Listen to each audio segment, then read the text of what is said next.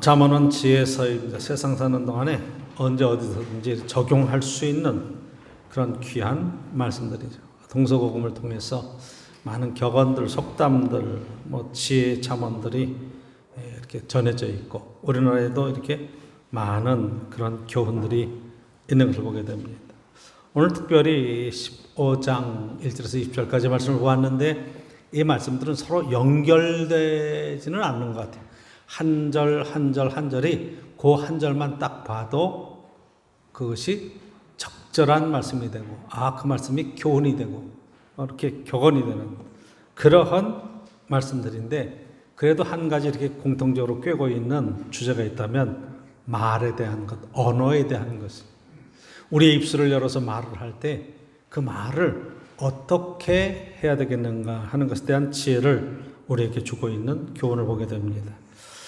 여호와를 경외하는 것이 모든 지혜의 근본이다. 그래서 하나님을 경외하는 사람의 중심에는 사실 주님이 계시죠. 하나님이 계시고 말씀이 있죠. 우리가 시편 잠언 이렇게 해서 쭉 지혜서를 보면 여호와의 말씀을 주야로 묵상하는 사람, 그 말씀을 정말로 날마다 사랑하기 때문에 그 말씀이 마음속에 뿌리박혀 있는 그 사람은 그 입에서 나오는 언어가 하나님 안에서 믿음의 언어와 신앙의 언어가 될 수밖에 없다는 것을 우리에게 깨닫게 해주는 그런 말씀이기도 합니다. 그래서 하나님을 경외하는 사람은 삶이 변화되게 되어 있어요. 언어가 변하고 행동이 변하고 삶의 습관과 운명 자체가 바뀌어질 수 있다는 것을 깨닫게 합니다. 오늘 이 말씀의 교훈은 말에 관한 것입니다. 자, 우리나라에도 이제 말에 관한 것이 많이 얘기했죠. 여러분, 말 한마디에 청량빛을 갚는다. 낱말은 새가 듣고 반말은 쥐가 듣는다.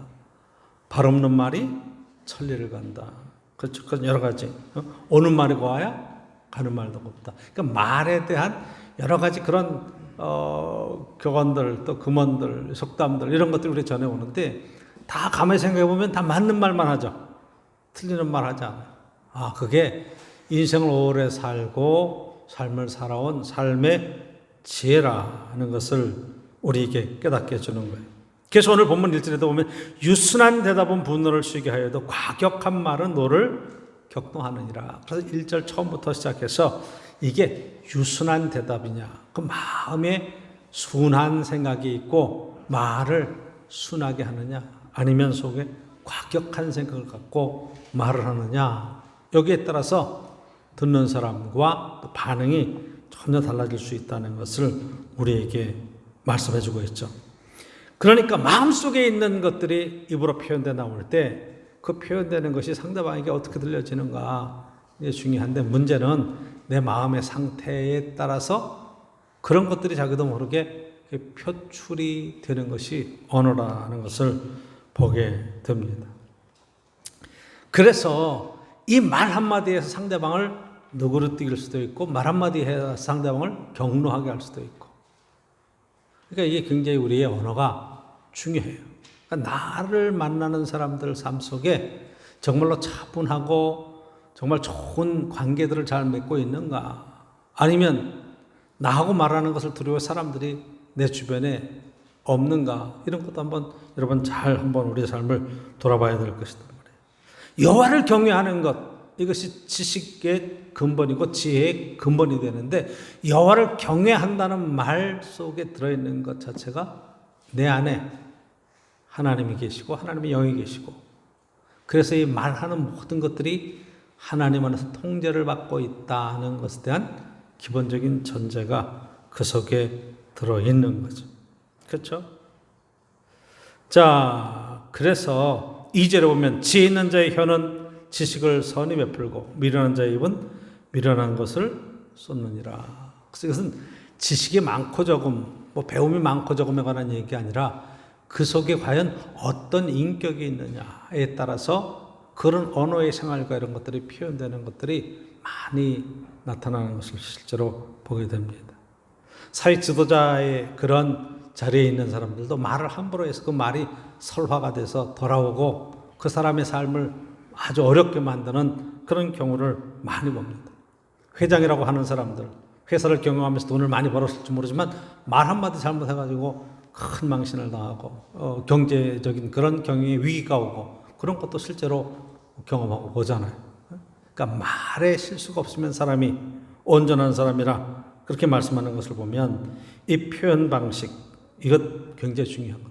그 말 한마디 때문에 사람의 감정을, 그 말 한마디 때문에 다툼이 일어나고 그 말 한마디 때문에 서로 오해하고, 이해하는 데까지 가면 좋은데 이게 오해하게 되고 그것 때문에 마음의 분노가 일어나고 이런 것들이 참으로 어려운 거다. 4절 보시면 온순한 혀는 곧 생명나무지만 패역한 혀는 마음을 상하게 하느니라. 그래서 온순하냐 패역하냐, 이게 입술의 언어가 그 사람에게 어떻게 나타나느냐 하는 게 굉장히 중요합니다. 온순한 사람을 살리지만 함부로 말하는 것은 사람을 상하게 하고 사람을 잃게 되고 분노를 일으키고 그런 것들을 보게 됩니다. 그렇죠? 우리 인생 속에 하나님 앞에 지혜로운 사람으로 언어의 삶 속에서 우리의 삶이 어떻게 되어야 되는가 하는 것들을 잘 표현해 주고 있습니다. 그러니까 쭉 여러분 보시면 이것이 언어에 대한 것들이 어떻게 표현되는가 하는 것을 보게 돼요. 7절 보시면 지혜로운 자의 입술은 지식을 전파하여도 미련한 자의 마음은 정함이 없느니라. 그래서 이 입술의 언어가 어떻게 표현되는가. 자, 18절까지 가서 보면 분을 쉽게 내는 자는 다툼을 일으켜도 노하기를 더디하는 자는 시비를 그치게 하느니라. 그 다툼이 일어날 때도 시비를 그치게 하는 사람은 차분하게 그런 감정에 휩싸이지 않고 그런 어떤 삶의 문제를 해결해 가려고 하는 언어를 쓰고 있다는 것을 우리가 보게 되죠. 그렇기 때문에 우리의 말 한마디가 다툼을 일으키는가, 시비 대상이 되는가, 아니면 분노를 하고 문제를 해결해 가는가, 이런 것들이 우리의 언어 생활 속에서 굉장히 중요하다는 것을 보게 됩니다. 어떤 한 교회에 기도를 5분도 못하는 그런 사람이 함께 기도하자. 근데 그 사람은 이렇게 교회를 정식적으로 잘 이렇게 출석도 잘 못하면서 어쨌든 매일같이 점심때 되면 교회 와서 기도하고 가는 거예요. 근데 옷도 좀 남루하게 입고, 그래서 목사님이 교인들을 파악을 하지만 저 교회는 잘 파악이 잘 안 된다 싶을 정도의 그런, 그래도 늘 교회 와서 기도를 하고 가는데 5분을 못 앉았다 가는 거예요. 그래서 하루는 부목사를 시켜서 저 사람이 누군가 한번 조사 좀 해봐라 그랬다는 거예요. 혹시 교회 와서 이렇게 탐지하거나 물건을 가져가거나 혹시 그렇게 잃어버릴 수도 있으니까 한번 해봐라. 이렇게 의심이 드는 거죠. 그래서 이렇게 알아보니까 이 사람이 어떻게 매일 오십니까? 그랬더니 교인이 교회 매일 오는 게 뭐가 문제가 됩니까? 그렇게 대답을 한 거예요. 근데 어떻게 왔다 금방 가십니까? 나 기도하러 왔는데 사실은 제가 기도할 줄 모릅니다. 제가 신앙생활 한 지 얼마 되지도 않고 또 바쁘고 그래서 시간 내기도 쉽지 않고, 그래서 어쨌든 여기 회사에 왔다가 잠깐 교회 와서 기도를 하는데 예수님 오늘도 저 왔어요. 잠깐 들렸다 가지만 내일 또 올게요. 아멘. 그리고 간다는 거예요. 기도할 줄 모르는 거예요. 어떻게 기도? 기도를 못 배우고 신앙생활도 이제 뿌리가 없으니까. 그렇게 쭉 다녀서 그런 교인이 다 있구나. 기도를 할 줄 모르다니. 어떻게 기도를 5분도 안 하고 가나. 이제 그런 생각을 목사님 하고 계셨는데 하루는 이분이 안 보인 거예요. 그래서 도대체 어떻게 된 일인가 알아봤더니 병원에 입원해 있다는 거예요. 근데 그 간호사 중에 한 분이 교회를 다녀서 가보니까 그분이 그 병실에 입원해 있는 동안에 그 병실의 분위기가 얼마나 좋아지고 화기애애해지고 은혜가 넘치는지 모른다. 오늘 병원에 입원해 있으면 그거 다 자기 그때 고통스러워서 온 사람들인데 분위기가 좋을 리가 있겠습니까? 근데 그분이 말도 많이 하지 않는다는 거예요. 여러 가지 그런 또 안 하는데 어쨌든 이 병실 분위기가 그렇게 바뀌었다. 이 간호사가 목사님께 얘기를 했어요. 대체 어떤 일인가? 그래서 이렇게 신방하면서 이야기를 해보니까 요즘 무슨 일이 있습니까? 그랬더니 점심때 12시쯤 되면 예수님이 자기를 찾아오신다는 거예요. 예수님이 찾아오신다는 거야. 예수님 찾아오셔서 오늘은 별일 없니? 나도 왔다 간다. 그리고 가신다는 거예요. 야, 이 교인이 교회를 못 오니까 예수님이 거기를 찾아가셨다. 이게 지금 뭐 이런 어떤 그런 예화적인 이야기이지만 우리들에게 굉장히 많은 생각을 하게 해요. 그렇죠? 말을 많이 해야 우리가 하나님이 들으실 것 같고 내 기도가 막 유창하고 막 미사여구를 써야 마음이 통할 것 같은데 주님은 우리 그런 걸 요구하시는 게 아니고 진솔한 심정 속에 정말 주님을 사모하는 마음으로 주님 좋았어요. 이 말 한마디도 주님은 기억하시고 계시고, 그렇죠? 내가 상황이 어려워지고 힘든 일이 있을 때 언제나 나와 함께 계시고 내 옆에 와서 나를 찾아와 주시는 주님의 귀한 사랑을 깨닫게 되는 거죠. 그렇죠? 그러니까 말을 잘하고 뭐 대단한 그러한 언어에 대한 얘기가 아니라 오늘 본문에서도 우리에게 주고자 하는 이야기는 내 안에 계신 그리스도께서 나와 함께 가시면서 내 언어의 삶이 어떻게 표현돼야 되겠느냐. 우리는 사람을 겉모습만 보고 평가하지만 주님께서 우리 속에서 정말 듣고 싶어 하시는 말씀이 무엇인가. 우리 신앙생활의 가장 기본적인 것들을 점검해보는 시간이 되어야 되지 않겠는가. 그래서 오늘 말씀을 한번 여러분 삶에 한번 적용시켜 보십시오. 유순한 말이라고 하고 지혜 있는 자의 말이라고 말하고 온순한 말이라고 말씀하시는 이 말이 우리에게 정말 필요합니다. 문제를 확대시키는 것은 쉬워요. 근데 문제를 해결해가고 문제를 덮고 상처를 덮어가는 것은 굉장히 중요한 거예요. 과격한 말, 패역한 말, 미련한 말, 이 말이 우리에게 상처를 줘요.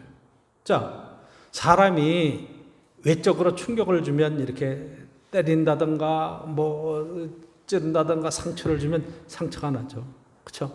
큰 상처도 있고 작은 상처도 있어요.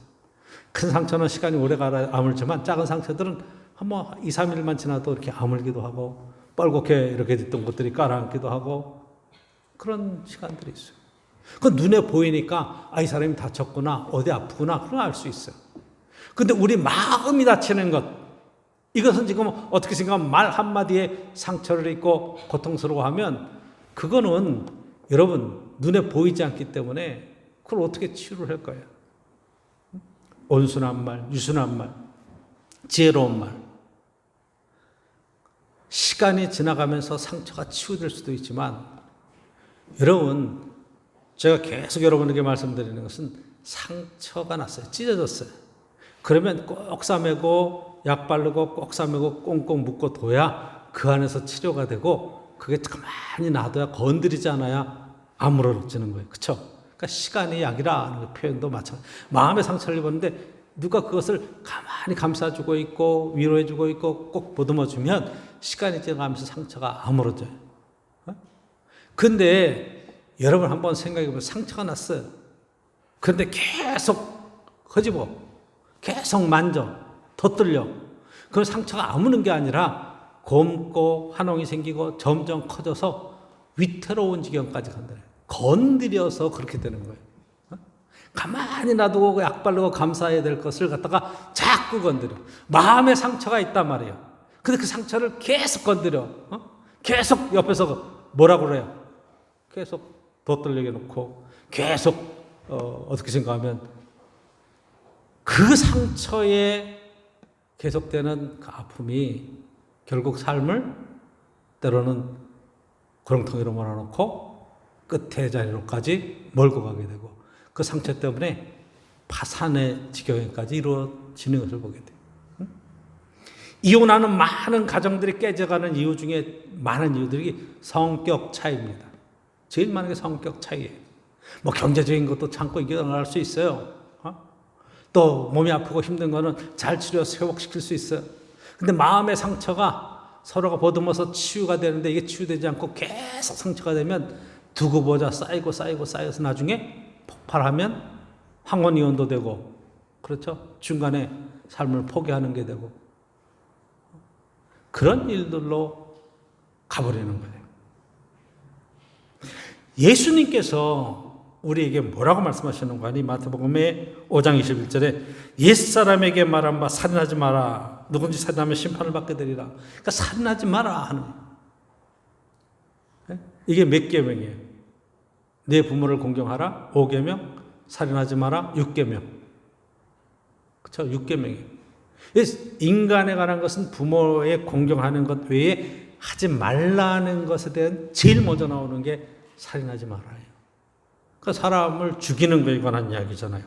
근데 예수님께서 이 이야기를 어떻게 풀어가시는 거예요? 누구든지 살인하면 심판을 받게 되리라 하였다는 것을 너희가 들었으나 나는 너희에게 이르노니 형제에게 노하는 자마다 심판을 받게 되고 형제에 대하여 라가라고 하는 자는 공회에 잡히게 가게 되고 미련한 놈이라 하는 자는 지옥불에 들어가게 되리라. 형제 보고 미련한 놈, 미련한 놈. 이러면 지옥불에 들어간다는 거예요. 그러니까 이 이야기는 육체적인 살인에 관한 이야기로 심판을 받는다는 게 아니라 그 마음의 상처를 주고 마음의 살인까지 이르는 그런 상황을 이야기를 하는 거예요. 그러니까 이건 인격적인 살인이죠.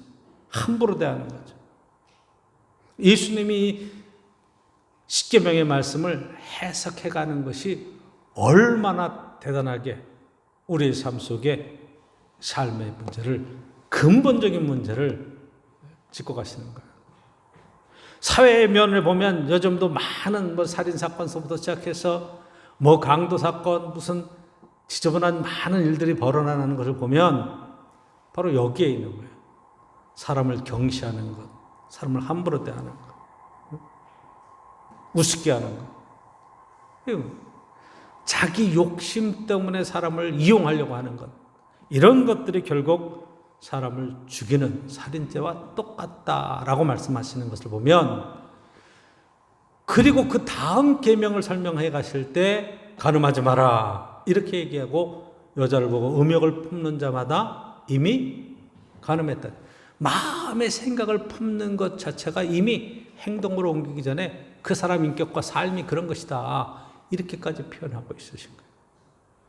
그러니까 여러분, 우리가 지금 다스려야 될 것이 우리의 행동과 언어의 문제가 아니라 가장 먼저 있는 것은 우리 속에 있는 우리의 인격과 삶의 모습인데, 내 안에 예수 그리스도께서 계셔서 이것에 대한 기준으로 세상을 볼 수 있고, 너희 안에 이 마음을 품으라 곧 그리스도 예수의 마음이니 주님의 마음이 내 안에서 세상을 볼 수 있는 그런 가치 기준의 평가의 기준이 된다는 것을 깨닫고 나면 우리가 어떤 자세로 배려하는 마음과 존중하는 마음이 있어야 될까 하는 것을 깨닫게 하는 말씀이죠. 그렇죠? 함부로 하면 안 된단 말이에요. 자, 우리가 이 언어의 생활 굉장히 중요한 거예요. 문제는 그 말을 어떤 마음속에 생각을 갖고 있느냐. 그러니까 우리 속에 예수 그리스도를 믿고 신앙의 자리에 쓴다는 것은 바로 내 안에 이 삶의 모든 언어의 중심이 하나님이 계시고 주님이 성령님께서 함께 계신다고 하는 전제가 첫 번째 돼야 돼요. 두 번째, 예수님께서 하루는 이렇게 이야기하셨어요. 이제 선교여행을 가시다가 배가 고파서 제자들이 미리삭을 주어서 이렇게 훑어서 먹었습니다. 그 말씀을 지키지 않는다고 말이에요. 안 시키려고 어떻게 미리삭을 해서 먹을 수 있냐고. 그랬더니 그때 예수님께서 쭉 설명하신 내용이 뭐냐면, 사람이 입으로 들어가는 것이 사람을 더럽히는 게 아니다. 그렇죠? 입으로 들어가는 것은 입으로 들어가서 바깥으로 나가면 끝이다. 입으로 들어가는 게 사람을 더럽혀. 그러니까 먹는 것 가지고 너희들이 계명을 만들고 그것을 지켰느냐 안 지켰느냐 그리고 선악을 이야기할 때 예수님께서는 그 입에서 나오는 것이 곧 그 사람을 더럽히는 것이다. 이렇게 말씀하시잖아요. 그렇죠? 그래서 그 입으로 들어가는 것이 사람을 더럽히는 것이 아니라 입에서 나오는 것이 사람을 더럽게 하는 것이라. 그래서 입에서 나오는 것이 뭐냐? 마음에서 나오는 것은 악한 생각과 살인과 간음과 음란과 도둑질과 거짓 증언과 비방이니라. 입에서 나오는 것들이 다 그런 것들이라. 그래서 여러분, 우리의 행동이 결국 우리 속에 들어있는 것이 행동으로 나오는 것이고, 입술로 표현되는 것이 언어이기 때문에 말은 결국 그 사람의 속의 인격이고 삶의 모든 것이라는 것을 우리에게 깨닫게 해주시는 귀한 말씀이라 이 말이에요. 어떤 말을 하고 있느냐? 중요한 것은 저 여러분들이 이 언어의 생활이라고 말하는 것, 신앙의 언어, 믿음의 언어, 우리가 하나님 앞에 사랑의 언어, 이런 것들을 사실은 써야 되는데 그게 참 쉽지가 않아요. 요 앞에 이제 학생들이 왔다 갔다 하잖아요. 등교식 하는 거, 학교식 하는 거. 그런데 이제 청소년들의 제일 큰 문제가 뭐냐, 이렇게 내가 이렇게 좀 들어보면 아이들이 말을 할 때 보면 이 욕이 아니면 말이 안 되게끔 하는 애들도 꽤 많더라고. 다 욕이야, 욕. 어떻게 그렇게 욕을 잘하는지, 욕도 찰지게 하더라고, 그냥. 참. 어떻게 그렇게, 그걸 말을, 욕 다 빼고 말을 해도 다 짧아질 텐데, 그렇게 그냥, 그러니까 참 안타까워요. 어떻게 저렇게 청소년. 그러니까 그 아이들이 그 생각하는 것과 이런 것들이 거기에 절어 있는 거예요. 그걸 어떻게 빼낼 수 있겠어요? 어떻게 그런 언어를 쓰는데 소망이 있겠습니까? 여러분 사회면에 계속 이렇게 지도자들의 문제가 되는 것도 언어의 문제가 많이, 함부로 직원들에게 함부로 행동하고 상대방에서 함부로 그러한 언행들을 하는 것을 보면 마음이 아파요. 정말 어떻게 생각하면 정치 지도자라고 말하는 사람들조차도 언어에서 보면 미사여구를 굉장히 잘 써서 이야기를 하는 것 같은데 결국 상대방 비방하는 거고 자기 의를 드러내는 거고 그걸로 인기 작전을 쓰려고 그러고 그 안에 진실을 호도하려고 하는 그런 생각들, 국민들을 속이려고 하는 이야기들이 의외로 많이 들어가 있어요. 분별해서 볼 수 있어야 돼요. 그러니까 저와 여러분들이 어떤 사실이 객관적으로 어떻게 증명되느냐,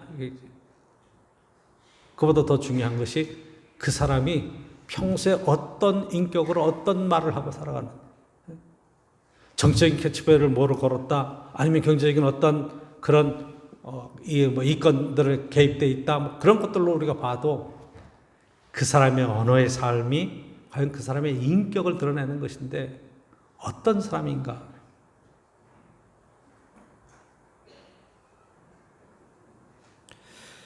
야고보서 3장 2절의 말씀에 보면 우리가 다 실수가 많으나 만일 말에 실수가 없는 자라면 곧 온전한 사람이라 능히 온몸도 굴레 씌우리라.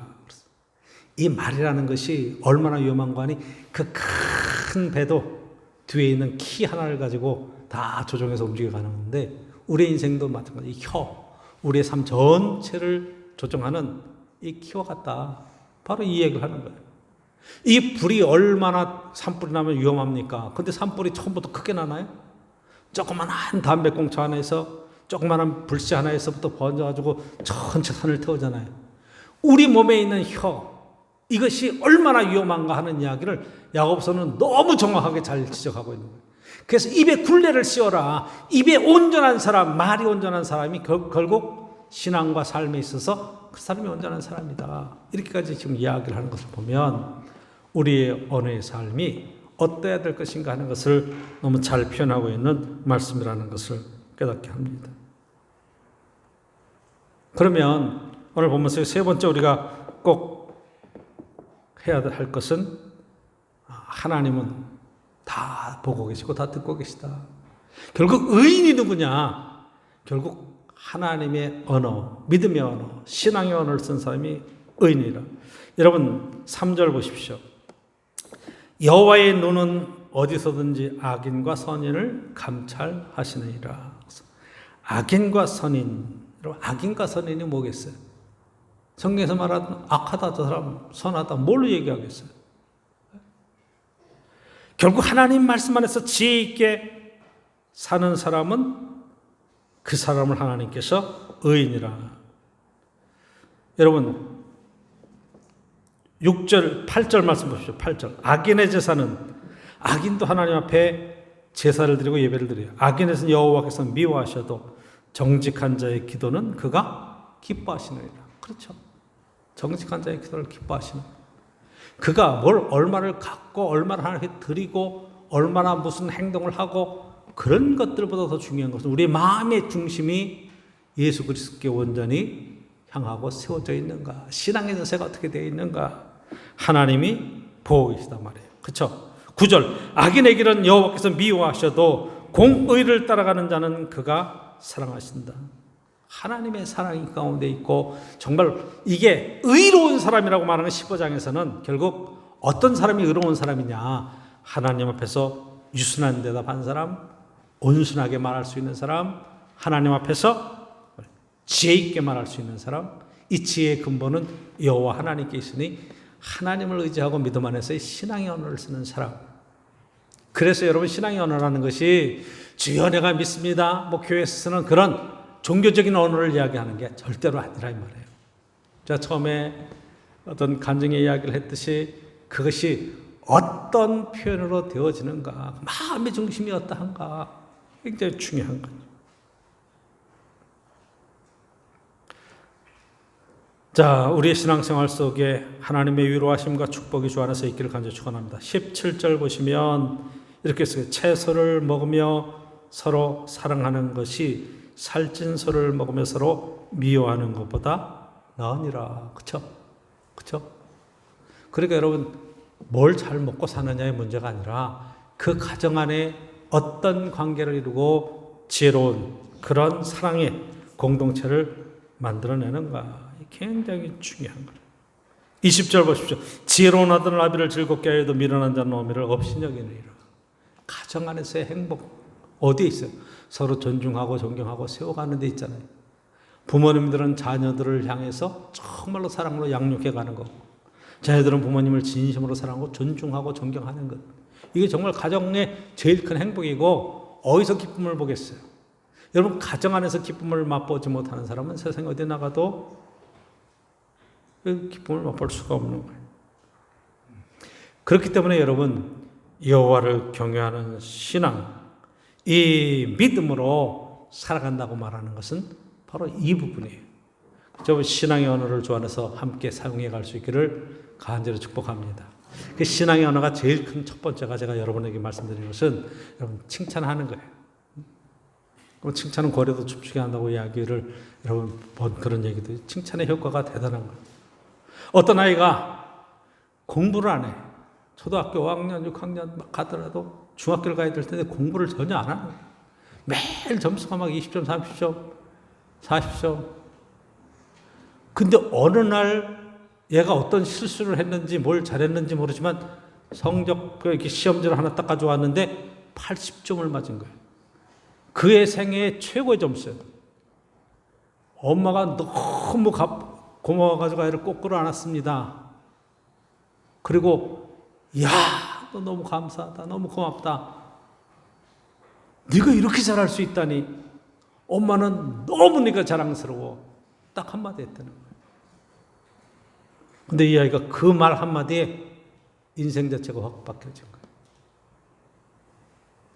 그때서부터 그 엄마의 칭찬 한마디를 듣고 이 아이가 내가 이렇게 해야 돼. 근데 여러분, 많은 경우에 못하면 못하는 거 잔소리는 많이 하죠. 해라, 하라, 넌 맨날 이렇게 야단을 쳐도 잘하는 걸 칭찬한 적이 얼마나 있었냐 말이에요. 9개를 잘못하고 한 가지를 잘했으면 한 가지 잘한 게 보여야 돼. 할렐루야. 이 훈련이에요, 이것도. 근데 여러분, 자녀들이 한번 생각해 보세요.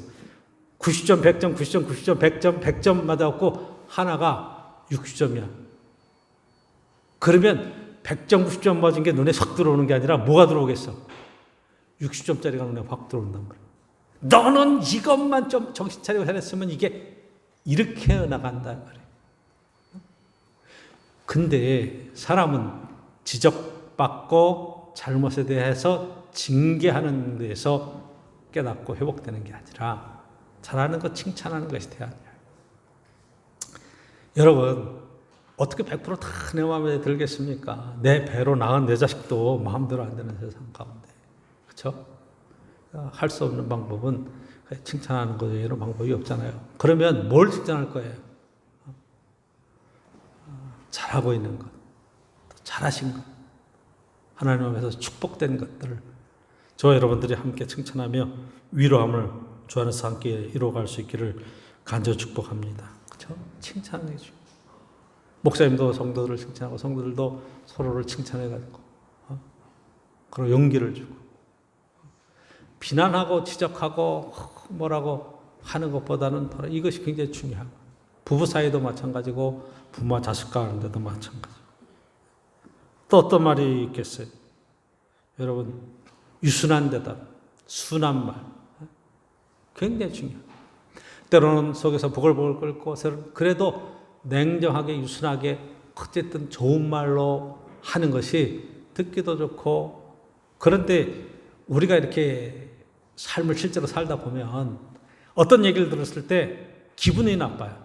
그 유순하게 대답하기가 참 힘들어. 그렇죠?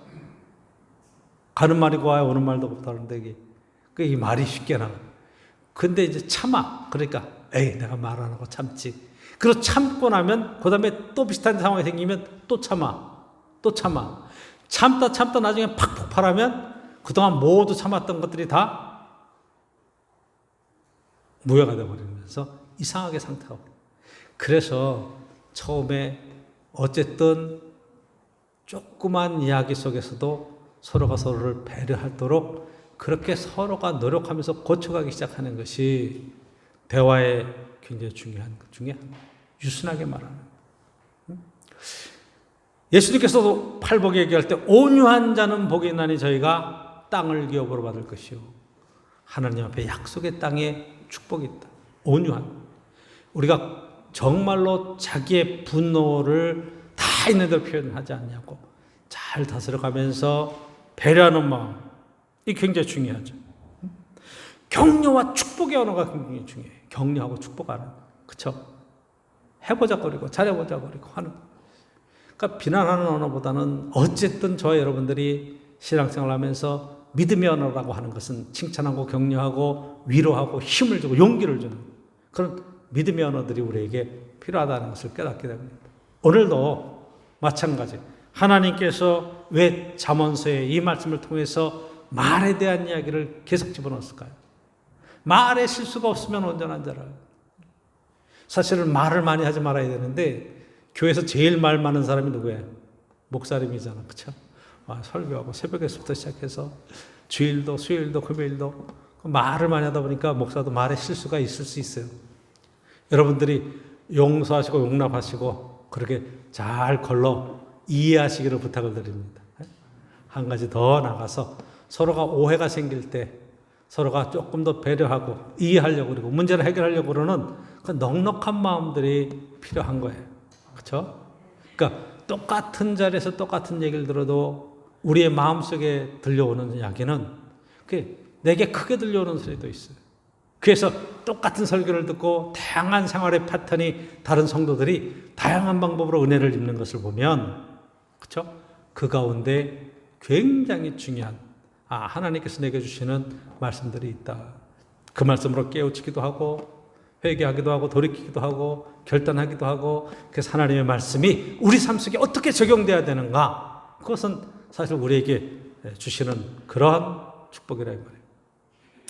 목사님들이 제가 화성에서 목회할 때 한 6명 정도 모여서 성경을 같이 연구한 적이 있어요. 그래서 이제 갈라디아서, 에베소서 이런 성경을 신약 성경을 가지고 오늘 본문은 여기서부터 여기까지다. 그렇게 정해서 한 주간 동안 그 본문을 가지고 똑같은 성경 구절을 가지고 똑같이 연구를 해서 설교를 하나씩 가지고 와서 이제 설교를 함께 나누는 그런 것들을 함께 젊었을 때는 좀 한번 해봤어요. 근데 너무 신기한 것은요. 똑같은 성경을 읽고 똑같은 성경에서 이렇게 설교를 뽑잖아요. 이렇게 하잖아요. 그런데 6명이 갖고 오는 거 보면 똑같은 사람이 하나도 없어요. 다 달라. 아니 제목하고 내용을 보는 것부터 시작해서 제가 지금 설교 보면 첫 번째, 두 번째, 세 번째 이렇게 뽑잖아요. 그러면 그 첫 번째, 두 번째, 세 번째 뽑는 것도 뽑는 자리가 다 달라. 야, 너무 신기하다. 너무 신기하다. 어떻게 하나님의 말씀을 볼 때 각각 그 자기 입장에서 그렇게 받아들이고 은혜를 받고 분석하고 전하는 것들이 이렇게 다를까? 그 한 번이 그런 것이 아니라 계속 볼 때마다 다르더라고요. 그러니까 여러분들이 새벽에 제가 말씀을 올리고 그리고 그 말씀을 여러분들이 읽고 그리고 이렇게 답을 달고 하는 것들이 다 다른 것은 축복받는 일. 왜? 각각 삶의 자리가 다르고 이해와 은혜 받는 자리가 다르고 반응하는 것이 다르고 하나님께서 내게 그 시대에 바로 그 자리에서 주시는 음성이 다르기 때문에 여러분 그것을 표현해보는 게 중요하다니까요. 읽는 것도 중요해. 말씀을 듣는 것도 중요해. 표현해보는 것도 중요해. 계속 표현하다 보면 이게 말도 하다 보면 느는 거예요. 말을 하지 않는다. 굉장히 어려워요. 자, 우리 아이들이 태어나서 손녀들이 이제 말을 배우기 시작하죠. 그렇죠? 이게 2돌 지나면 아이들이 이제 단어 수가 많아지고 말을 문장으로 말하기 시작하더라고요. 보니까. 그 전까지는 뭐 듣고 뭐라고 얘기하는데 말들 못 알아듣고 그랬는데 어느 날 이게 애가 똑바로 말하기 시작해. 근데 그 말하는 것까지 몇 년 걸렸냐? 2년 걸린 거예요. 근데 2년 걸려도 아직 완전하지가 않아. 근데 이 아이는 말을 수천 번 듣는 거야. 엄마, 아빠 하는 말을 수천 번 듣고 입을 떼서 엄마, 아빠를 하는 거야. 그때 잘한다고 격려하면서 그 말을 배우고 걷는 것도 마찬가지. 한 걸음 뛸 때 잘한다고 격려하고 붙들어주고 그러니까 아이들이 발걸음을 뛰는 거예요. 이때 이 아이에게 야단치고 구박하고 그러면 아이가 모든 노력들을 다 접고 더 이상 말을 하지 않으려고 그러고 걷지 않으려고 할 수도 있어요. 제가 왜 이 말씀을 드리냐. 여러분 우리의 신앙생활의 언어 표현도 마찬가지. 잘 뛰어다니는 사람하고 지금 막 걸음마 시작한 사람하고 어떻게 똑같을 수 있어요. 서로가 서로에게 위로가 되고 격려가 되고 힘이 되는 것들이 그래서 중요한 거예요. 보고 배우는 거거든요. 신앙생활도 마찬가지고. 그래서 저와 여러분들이 쓰는 언어 자체가 잘못한다고 하는 그런 것들을 고쳐주려고 하는 노력보다는 잘하는 것들을 붙들고 격려하고 그리고 용기를 주고 칭찬하고 사랑의 언어를 써가면서 정말 하나님 안에서 아름다운 믿음의 공동체 신앙의 아름다운 하늘 가족을 잘 주 안에서 이루어갈 수 있기를 간절히 축복합니다.